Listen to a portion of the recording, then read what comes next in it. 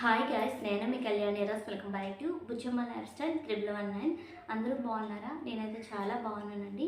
మీరు ఎలా ఉన్నారో కామెంట్ సెక్షన్లో కామెంట్ చేసేసండి.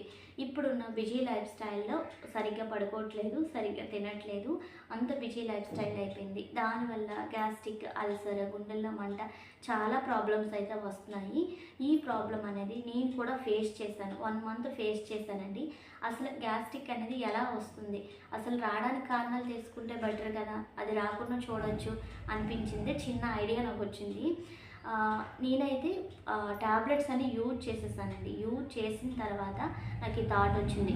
చాలా ఇప్పుడు ఏదైనా సొల్యూషన్ అనగానే చాలామందికి యూట్యూబ్ అనేది ఒకటి ఉంది. యూట్యూబ్ని వెంటనే చూస్తారు. ఈ ప్రాబ్లంకి ఏంటి సొల్యూషన్ అని. డాక్టర్ కన్నా యూట్యూబ్ని అంత నమ్మారు. ఇప్పుడు వాళ్ళు అంత జనరేషన్ ఉంది. అంటే ఈ జనరేషన్లో అంత బిజీ లైఫ్ స్టైల్ అనమాట. అంటే డాక్టర్ దగ్గరికి కూడా వెళ్ళలేనంత పరిస్థితిలో ఉన్నారు, అంత బిజీగా. అయితే రాకుండా ఉండాలి అంటే మన లైఫ్ స్టైల్ ఎలా ఉండాలి, ఏం పాటించాలి అనేది చూద్దాం. ఫస్ట్లీ దానికి రావడానికి గల కారణాలు చూద్దాం. పులుపు వస్తువులు ఉంటాయి కదా, చింతపండు, నెక్స్ట్ నిమ్మ, నారింజ, అవనేవి యూజ్ చేయకూడదు. అవి ఉన్నవాళ్ళు యూజ్ చేయకూడదు. నెక్స్ట్ నాకు ఆ ప్రాబ్లం వస్తుందేమో అని భయపడుతుంటారు కదా చాలామంది. అంటే ఫస్ట్లీ తెలిసిపోతుందండి గుండెల్లో మంట వన్స్ వచ్చింది అంటే ఇవి పాటించండి, మీకు ప్రాబ్లం అనేది మరి ఎక్కువ అవ్వకుండా ఉంటుంది. పులుపు వస్తువులు, చింతపండు, నిమ్మ, నారింజ అవాయిడ్ చేయండి. కారాన్ని కూడా ఎంతవరకు యూజ్ చేయాలో అంతవరకు యూజ్ చేయండి, అధిక మోతాదులో యూజ్ చేయొద్దు. నెక్స్ట్ వేపుడులు, మసాలాలు అవాయిడ్ చేయండి. ఇంకా థర్డ్ టిప్ వచ్చేసరికి మీరు మాంసాహారాలు, చికెన్ కానీ, మటన్ కానీ, రొయ్యలు కానీ ఎక్కువ కాకుండా, డైలీ కాకుండా మంత్లీ తినండి, హెవీగా తినకూడదు. నెక్స్ట్ ఇంకోటి ఏంటంటే పచ్చళ్ళు, ఆవకాయలు, నెక్స్ట్ కందిపొడులు ఉంటాయి కదా, అవి కూడా అవాయిడ్ చేయండి. కాలీఫ్లవర్, క్యాబేజీ, టమోటా, శనగపిండి, నెక్స్ట్ కందిపప్పు, ఇవి కూడా గ్యాస్ట్రిక్ని ఎక్కువ, అంటే జస్ట్ ఉంది అనుకుంటే ఇంకా ఎక్కువైపోతాయి. అవి తింటే అవి కూడా అవాయిడ్ చేయండి. నెక్స్ట్ ఇంకోటి ఏంటి అంటే పొగ తాగడం, నెక్స్ట్ ఆల్కహాల్ తీసుకోవడం చేస్తుంటారు కదా, అవి కూడా అవాయిడ్ చేయండి. ఇంకో టిప్ ఏంటి అంటే ఇవన్నీ పాటిస్తూ కూడా మీరు టైంకి పడుకోవాలి, నెక్స్ట్ టైంకి తినాలి. ఎక్కువ టైము ఎంప్టీ స్టమక్తో ఉండకూడదు, ఖాళీ కడుపుతో ఉండకూడదు. ఫాస్టింగ్స్ అవి ఎక్కువ చేయకూడదు. ఉపవాసాలు ఉంటాయి కదా, ఉపవాసాలు ఎక్కువ చేస్తే కనుక గ్యాస్ట్రిక్ అనేది ఫామ్ అయిపోతుంది. ఇంకొక రీజన్ ఏంటి అంటే గ్లూకోజు, నెక్స్ట్ గ్లూకో వాటర్ ఉంటుంది కదా, అది అలవాటని కాదు, గ్యాస్ట్రిక్ ఉన్న వాళ్ళు గ్లూకోజ్ వాటర్ తాగినా కూడా పడదు. అది స్టమక్లోకి వెళ్ళగానే పులిసి గ్యాస్ అనేది ఫామ్ అవుతుందన్నమాట. స్వీట్స్ కానీ, గ్లూకోజ్ వాటర్ కానీ గ్యాస్ట్రిక్ ఉన్న వాళ్ళు తాగకూడదు. అది చాలా వరకు అవాయిడ్ చేస్తే బెటరు. ఇవన్నీ చేయడం వల్ల గ్యాస్ట్రిక్ అనేది కొంత అదుపులో ఉంటుంది. నెక్స్ట్ గ్యాస్ట్రిక్ రావడానికి కారణాలు కూడా ఇవే. అయితే ఇప్పుడు గ్యాస్ట్రిక్ రాకుండా ఏం చేయాలి, ఎలా ఉండాలనేది చూద్దాం. ఇప్పుడు గ్యాస్ట్రిక్ ప్రాబ్లాన్ని తగ్గించుకోవడానికి చిట్కాలు చూద్దాం. రోజుకి 5 నుంచి 7 వరకు లీటర్ల వాటర్ని తాగాలి. నెక్స్ట్ టైంకి భోజనం చేయాలి. నెక్స్ట్ బాయిల్ చేసిన కూరగాయలు, ఆకుకూరలు, నెక్స్ట్ కూరగాయలు ఎక్కువ హెల్దీవి తినాలి. నెక్స్ట్ వచ్చేసరికి టైంకి భోజనం చేయాలండి. ఫాస్టింగ్ అనేది ఎప్పుడు ఉండకూడదు. నెక్స్ట్ బాగా నిద్రపోవాలి, స్ట్రెస్ ఎక్కువ తీసుకోకూడదు. ఇలా పాటిస్తే మనకి యాసిడిటీ అనేది మన అదుపులో ఉంటుంది. అవి చిట్కాలు కూడా. నెక్స్ట్ ఇంకోటి ఏంటి అంటే కార్బోహైడ్రేట్స్, పానీయాలు ఉంటాయి కదా, మత్తు పానీయాలు, అవన్నీ ఎక్కువ తీసుకోకూడదు. ఎక్కువ అంటే అసలు పూర్తిగా హాఫ్ చేసేయాలన్నమాట.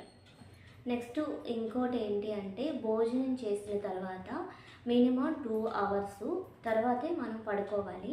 నెక్స్ట్ భోజనం చేసిన వెంటనే మనం వెల్లికిల్లా పడుకోవడం ద్వారా ఆహార నాళంలోకి మనం తినే ఆహారం అనేది, జీర్ణ రసాలు అనేవి ఆహార నాళంలోకి వెళ్ళి మనకి గుండెలో మంట అనేది వస్తుందన్నమాట.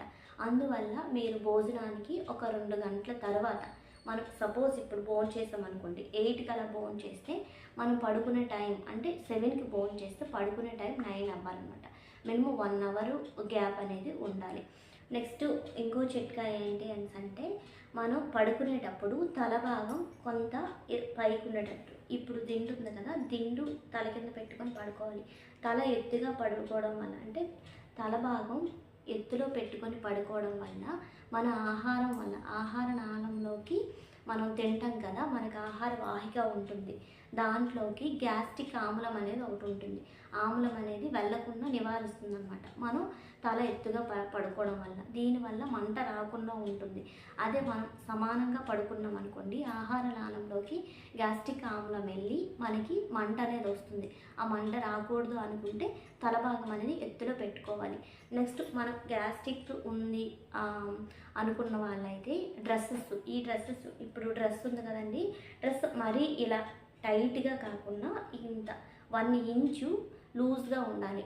గ్యాస్ట్రిక్ ప్రాబ్లం ఉన్న వాళ్ళకి డ్రెస్సెస్ కూడా వదులుగా, నెక్స్ట్ లూజ్గా 1 ఇంచ్ అండి, మరీ లూజ్గా కాదు, కానీ లూజ్గా ఉన్నా పర్వాలేదు, కానీ మినిమం మీకు చెప్తున్నాను 1 ఇంచ్ లూజ్గా ఉన్న డ్రెస్సెస్ని యూజ్ చేయాలి.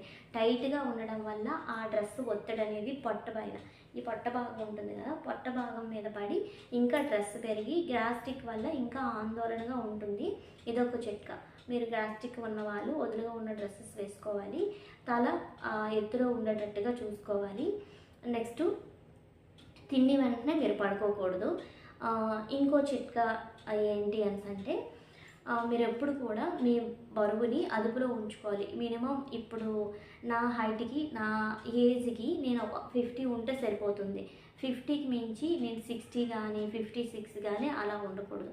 అధిక బరువు కూడా మనకి అసిడిటీ ప్రాబ్లం క్రియేట్ చేస్తుంది. అందుకే మన బరువును కూడా మనం అదుపులో ఉంచుకోవాలి.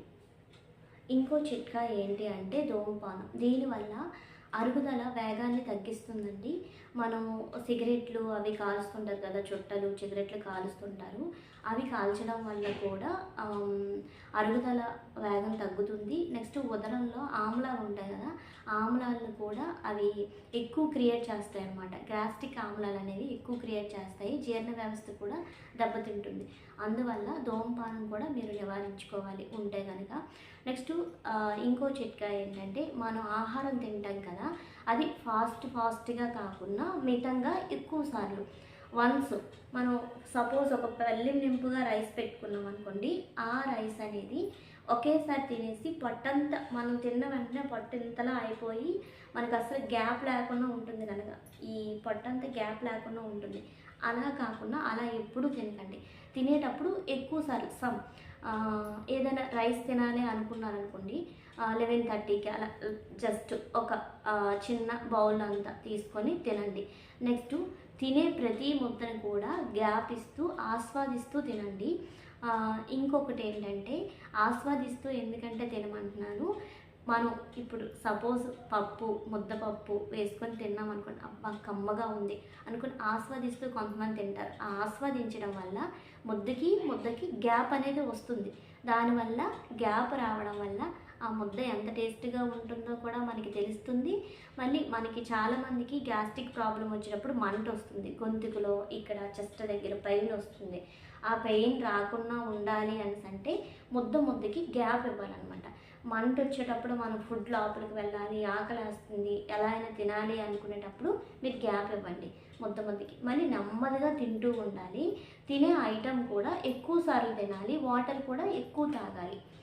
నెక్స్ట్ కార్బోహైడ్రేట్స్ ఉంటాయి కదా, పిజ్జాలు, బర్గర్లు, చాట్లు, నెక్స్ట్ బిర్యానీలు, నెక్స్ట్ పానీపూరీలు, నూడిల్స్లో కార్బోహైడ్రేట్స్ క్రియేట్ చేసే పానీయాలు అవన్నీ ఉంటాయి కదా, అవన్నీ అవాయిడ్ చేయండి.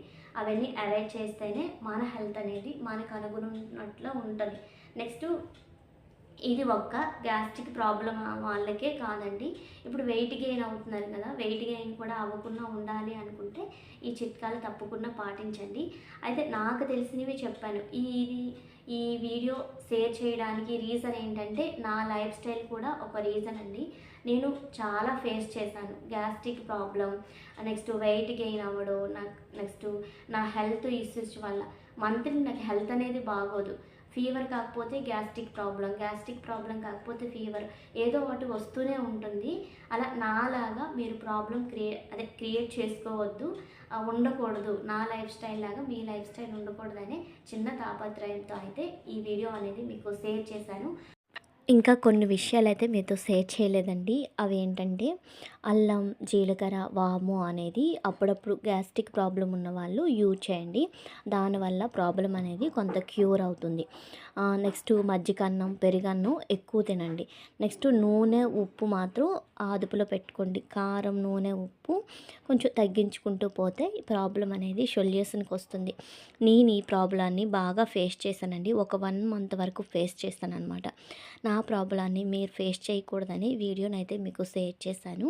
అది వీడియోనైతే ఇంతటితో ఎండ్ చేసేస్తున్నాను. ఐ హోప్ ఈ వీడియో మీ అందరికీ నచ్చిందని అనుకుంటున్నాను. ఈ వీడియో కనుక మీకు నచ్చితే లైక్ చేయండి, షేర్ చేయండి. మరిన్ని వీడియోల కోసం మన ఛానల్ని తప్పకుండా సబ్స్క్రైబ్ చేయండి. Bye bye, keep watching. మరో కొత్త వీడియోతో మళ్ళీ కలుద్దాం.